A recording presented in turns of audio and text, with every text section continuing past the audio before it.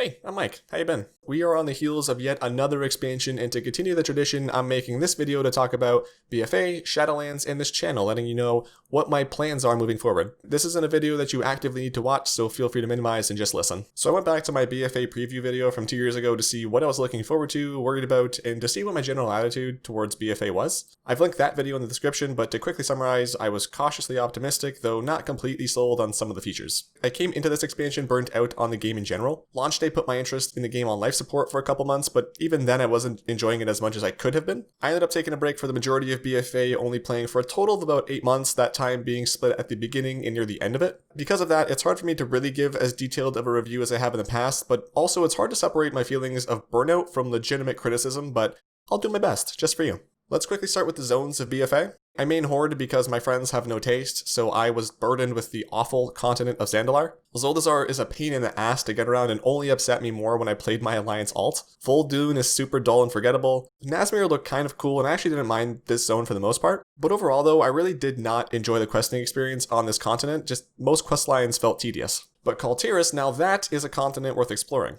Justvar is breathtaking. I absolutely love this zone, and I'm pretty sure I have like a gigabyte worth of screenshots from my time leveling here. Tiergard Sound has some really great spots in it as well, but Stormsong Valley was just straight boring. It was the Alliance equivalent of Voldoom, but it wasn't nearly as bad. Overall, the questing experience was far more enjoyable as Alliance. Then we've got Nazjatar and Mechagon. I've actually heard people say that they like Nazjatar, which is scary because these people are allowed to handle sharp objects. This zone was awful and no amount of flying mounts made it any better. The only redeeming quality I think that it had was the Bejeweled World quests because I thought those were great. Mechagon was okay, but just visually boring. For me, the most annoying part of this zone was the daily world quest just due to the fact that the respawn times were just so terrible. I don't understand why Blizzard couldn't even just increase the respawn rate for rares or treasures when those respective dailies were up, because trying to complete those very simple world quests could take an hour, and eventually I just stopped trying because it just wasn't worth my time and frustration. And then finally we move on to Vale and Oldham. Those dailies were some of the most tedious and brutally unfun things I've ever done in this game. I hated getting rep for these factions. Also, whoever thought it was a good or fun idea to put worms in the sky that slow your movement speed when you get too close is probably the kind of person who walks to work just so they can kick puppies, spit on children, and steal food donations on their way in.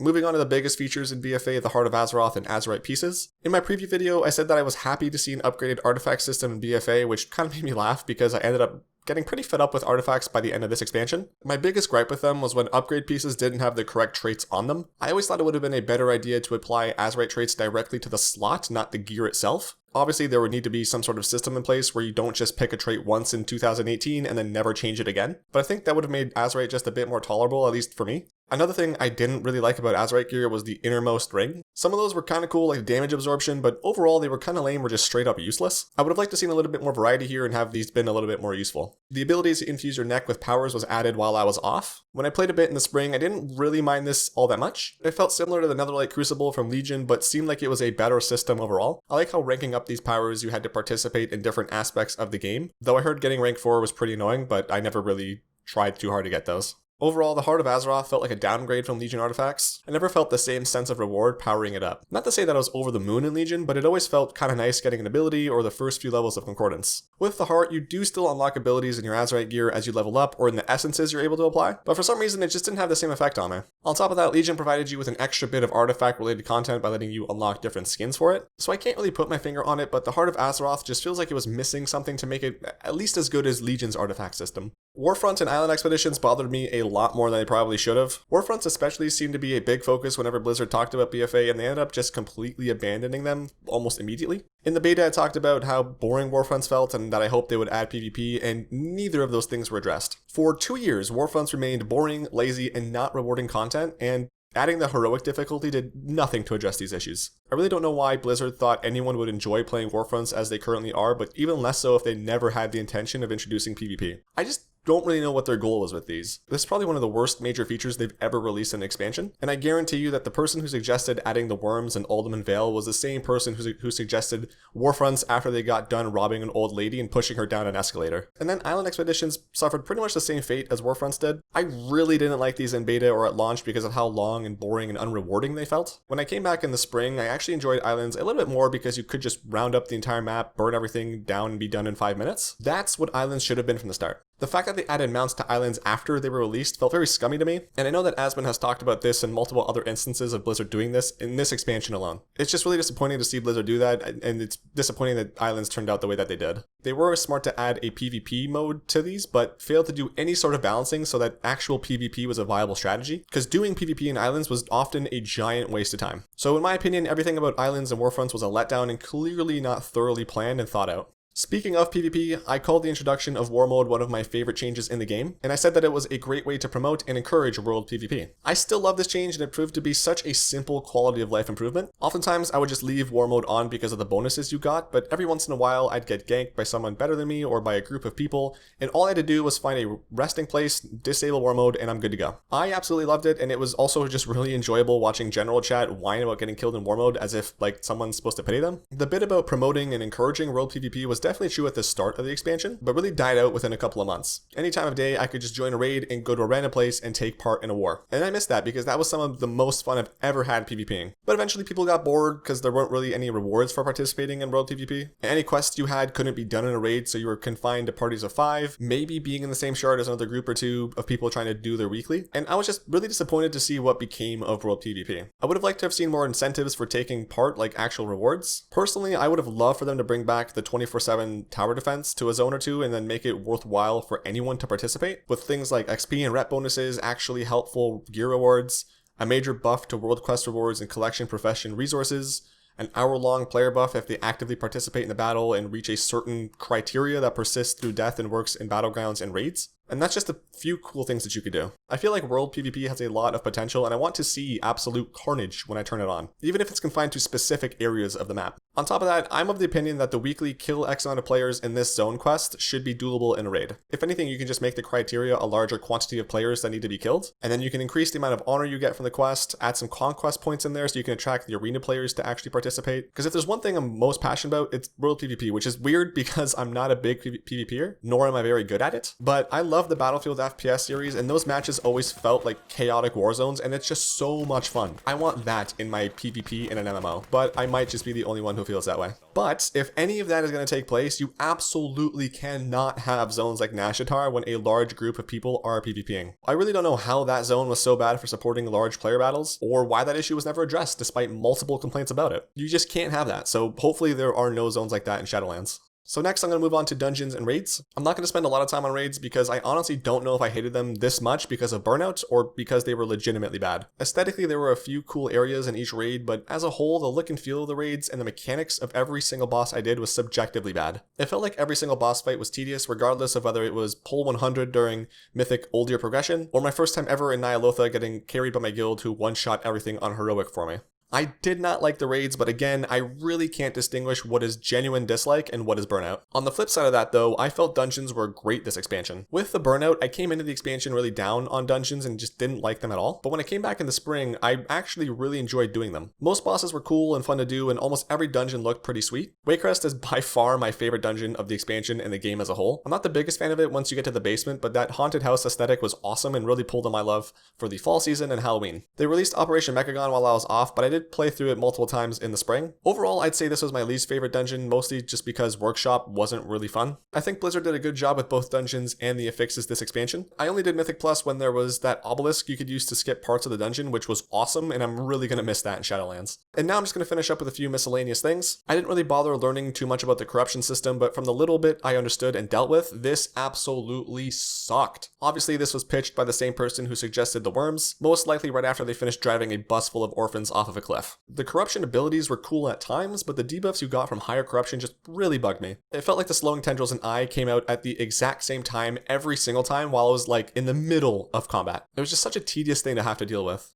Allied races were a fun addition to the game. Alliance clearly got the coolest ones and it's not even close. Horde just got reskins of the worst races in the faction except for Volpera, which are adorable as hell. One thing I've always hated was a 2-year expansion cycle because Blizzard has proved that they can't consistently provide quality content on that timeline, and I hate how firm they are on it. The last couple expansions are starting to show a concerning pattern in testing, and that pattern is that testing is far too short. For the last 2 expansions, we've been close to the release date, and testers are still talking about how there are major features still nowhere near ready. And it's not going to get better either because Blizzard keeps upping the ante every expansion. It feels like bigger and better is their motto when all we want as players is better. I don't need Blizzard to work on flavors of the expansion, leaving us with a revolving door of features and changes to learn every single expansion cycle. Like, I don't know what's moving into Shadowlands, but island expeditions, Warfronts, Azerite traits, next spells, and corruption are all potential items lost in the time capsule of BFA. I think they've set themselves up for failure, and the easiest way to address that is to either fix the release schedule, testing schedule, or ideally both. So here are my final thoughts. In my preview for BFA, I said that if Blizzard applies what they learned in Legion, I think it'll be a good expansion. BFA felt like Blizzard didn't learn the correct lessons from Legion. It felt like they were reading from a book backwards that was missing every other page. Multiple times throughout this expansion, it felt like the players were telling Blizzard how to make them happy, and Blizzard just went and did their own thing like a know-it-all, selfish, vengeful teenager who's mad at their parents. I don't know what the players did to earn Blizzard's distrust, but this relationship between us is on the brinks of needing a battle res, which is pretty much the exact opposite of the way things left off in Legion. There were a few interesting things I said in my preview. I said that I'm really hoping that Legion wasn't too ambitious and set a bar that Blizzard themselves can't consistently reach. BFA definitely gave me the impression that the bar was set too high. I said that I wasn't excited for BFA, but I was optimistic and eager to play it. It's hard to know for sure, but I don't think BFA was interesting enough to keep me going even if I wasn't already burned out heading into it. Like I said, it felt like they wanted bigger and better, and what we wanted was better. The worst part is that I don't think either party got what they wanted in the end.